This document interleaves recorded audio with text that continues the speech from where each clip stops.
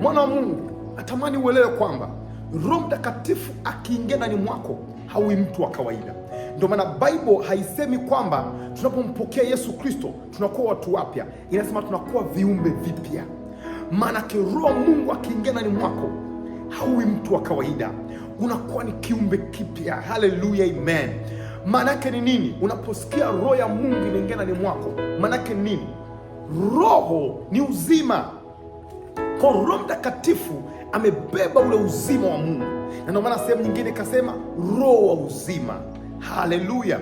Maana yake nini? Uzima wa Mungu umeingia ndani mwako, ile life of God imeingia ndani mwako. Lakini sio hivyo, ule uungu wa Mungu umeingia ndani mwako. Mtu ambaye ana Roho Mtakatifu, tamani ile Roho Mtakatifu aje ndani mwako, kwa sababu Roho akija ndani mwako, manake uungu wa Mungu unaingia ndani mwako. Lakini pia utendaji wa Mungu, Roho Mtakatifu, Roho ya Mungu ndio imebeba utendaji wa Mungu.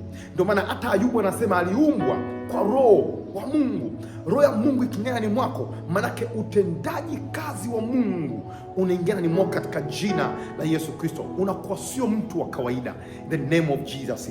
Uasili wa Mungu, ule uungu wa Mungu unakuwa ndani mwako. Ndio maana mtu akipokea Roho wa Mungu, unamwona kabisa mambo anaanza kuyafanya ni mambo ya ajabu. Anaanza kuwa mtu anayefanya miujiza, anaongea maneno ambayo sometimes unaweza usiyaelewe. Unaweza ukahisi ni kama anajigamba, kumbe ni kwa sababu Roho wa Mungu upo ndani mwake.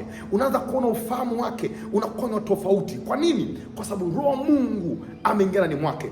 Mtu ambaye Roho Mtakatifu ameingia ndani mwake, unaona kabisa hata hekima yake inakuwa tofauti. Ndio maana Danieli tukasema roho ya ubora imeingia ndani mwake. Haleluya, mwana wa Mungu.